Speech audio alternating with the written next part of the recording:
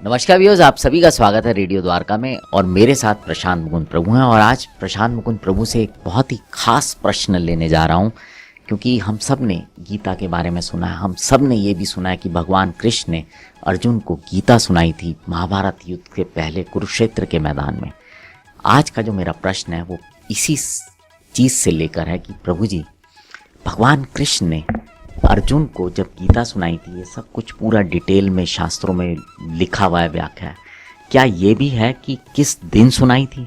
हाँ, ये बताया गया है भगवान कृष्ण ने मोक्षदा एकादशी के दिन कुरुक्षेत्र के मैदान में ज्योतिसर नाम का एक स्थान है, वहाँ पर वट वृक्ष के नीचे भगवान श्री कृष्ण का आज भी एक मंदिर बना है।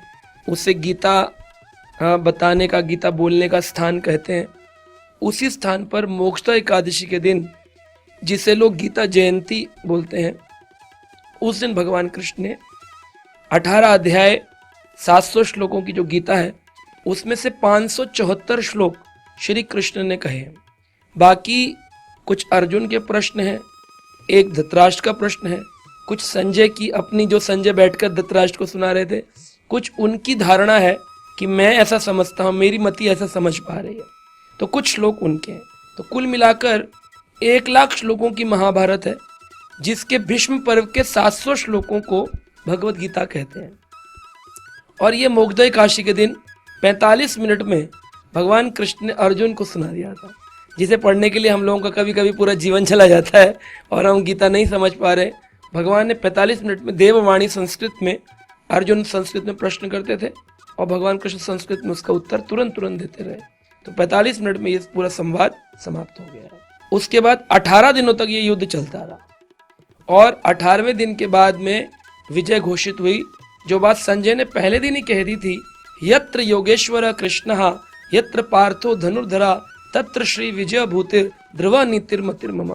मेरी मति कहती है जहाँ कृष्ण है, जहाँ अर्जुन जैसे भक्त हैं, विजय तो उन्हीं के पास होने वाली है। इस बात की घोषणा धृतराष्ट्र को संजय ने पहले ही कर दी थी।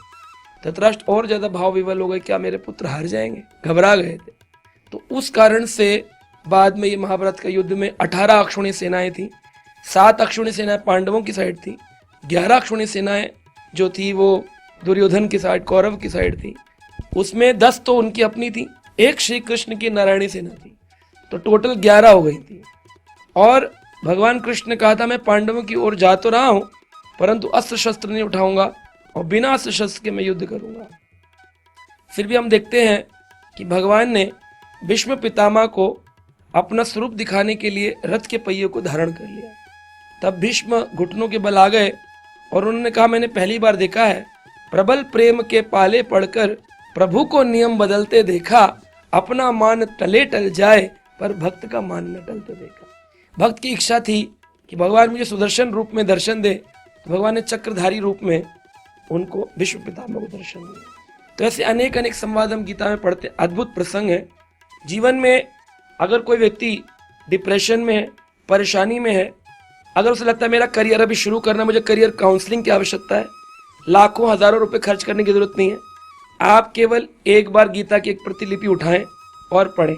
मैं भी जब 22 वर्ष का था तब मुझे पहली बार गीता, वैसे तो हमारे परिवार में पढ़ी जाती थी, दादी वगैरह पढ़ती थी, लेकिन 22 वर्ष की उम्र में कुछ ऐसी घटना घटी, मैंने पहली बार जब गीता पढ़ी, मुझे लगा मैं दुनिया में ऐसे ही सर्च कर रहा था, इतनी किताबें पढ़ रहा था, असली जीवन को कैसे जीना है, कैसे जीवन के अंदर परिस्थितियां जब आए गंभीर, उसमें कैसे दृढ़ बना रहना है, किस प्रकार से मोटिवेटेड रहना है, ये सारा ज्ञान भगवत गीता से। और अगर देखा जाए तो वर्ल्ड के जितने भी बेस्ट लीडर्स हैं, जितने भी बेस्ट मोटिवेशनल स्पीकर्स हैं, उन सबकी फेवरेट बुक है Bhagavad Gita. Because the complete knowledge, जितना भी संपूर्ण ज्ञान और विश्व में है, उसका मूल सिद्धांत है भगवत गीता। भगवत गीता यानी भगवान के द्वारा गाया गया गीत।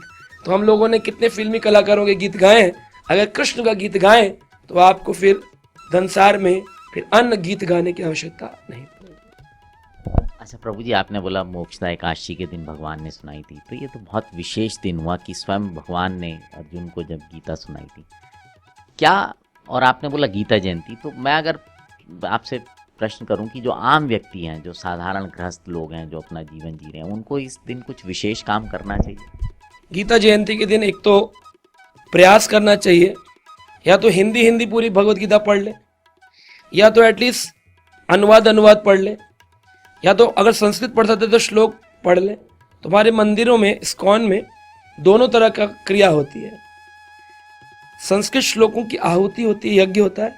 हर श्लोक पे स्वाहा धर्म क्षेत्रे कुरुक्षेत्रे समवेता युद्धस्वा मामकः पांडवश्च किम कुर्वता संजय स्वाहा। तो हर श्लोक पर आहुति होगी। तो आप उतनी बड़ी आहुति नहीं कर सकते, श्लोक पढ़ लीजिए।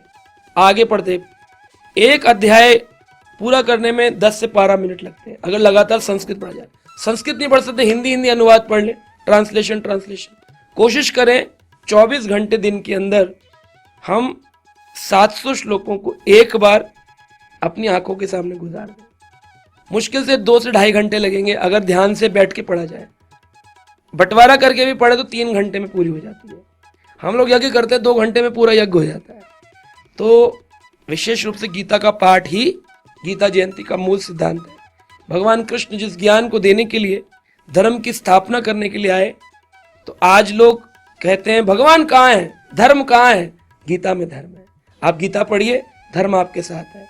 और अगर आप नहीं पढ़ रहे हैं और फिर आप केवल पुकार करते हैं कि हमारी रक्षा करो प्रभु, प्रभु नहीं करेंगे। धर्म रक्षितो रक्षिता, आप धर्म की रक्षा करेंगे तब धर्म आपकी रक्षा करता है। लोग कहते हैं इतना बड़ा हो गया, इतना ऐसा हो गया, कहाँ है प्रभु, कहाँ है प्रभु? प्रभु साथ ही है। आप धर्म की रक्षा के लिए कितने कदम बढ़ा रहे हैं, इतना ही कर लीजिए। साल भर नहीं पढ़ रहे तो एक ही दिन पढ़ लीजिए, फिर आप पढ़ेंगे, आपको प्रेरणा मिलेगी कि साल में कम से कम प्रतिदिन 2 श्लोक पढ़ूं। 700 श्लोक हैं, 2 श्लोक पर डे, 365 दिन में 700 श्लोक है, एक साल में गीता कंप्लीट। तो ये नहीं कह सकते टाइम नहीं है। क्या 2 श्लोक पढ़ने का टाइम? अखबारों के कितने पन्ने पढ़ लिए, कितनी स्कूल कॉलेज की किताबें पढ़ ली, 2 श्लोकास पर डे। और अभी तो MBA, आर्मी, BSF, इनमें अनिवार्य हो गया है गीता पढ़ो, ताकि तुम्हारे जीवन में तुम्हारी जो चेतना है, तुम्हारी जो कॉन्शियसनेस है, उसमें कुछ परिवर्तन आए। जो लालच, लोभ, चीटिंग, रिश्वतखोरी जो चल रही है, ये बाहर के नियम तो अच्छे लगाए सरकार ने, लेकिन जब तक अंदर का नियम नहीं बदलेगा ना, इसमें मुश्किल है परिवर्तन आना। तो उसमें बहुत बड़ा मदद करेगी हमारे भारतीय समाज की, पूरे विश्व के समाज की। अच्छा प्रभु जी, अब आखिरी में एक प्रश्न लूंगा कि इस वर्ष कब है मोक्षदा एकादशी? 1 दिसंबर को, इस वर्ष जो अंग्रेजी कैलेंडर है उसमें 1 दिसंबर को आ रही है मोक्षदा एकादशी। प्रभु जी, इसमें और कोई विशेष चीज कर सकते हैं?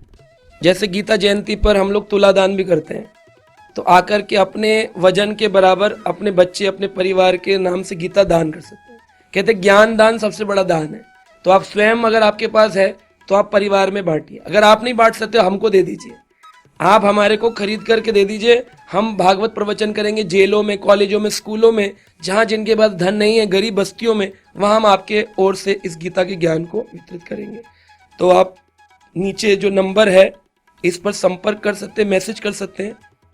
एक बॉक्स भगवत गीता का हिंदी में 32 बुक्स का होता है, तो वो आप दे सकते हैं। बहुत बहुत धन्यवाद प्रभु जी आपका। सो व्यूअर्स, ये बहुत ही मेरे मन में जिज्ञासा थी कि भगवान ने गीता किस दिन सुनाई। हम गीता के बारे में बहुत सारे प्रश्न पूछे, बहुत सारी चीज़ें सुनी, लेकिन उम्मीद करता हूँ ये जिज्ञासा आप लोगों के मन में भी रही होगी, तो ये शांत होगी। और प्रभु जी बहुत बहुत धन्यवाद आपका। और व्यूअर्स, आप इस गीता जयंती का लाभ उठाइए और जो भी आप करना चाहें कर सकते हैं। आपका स्वागत है। अब आपसे विदा लेते हैं। जुड़े रहें रेडियो द्वारका के साथ। नमस्कार।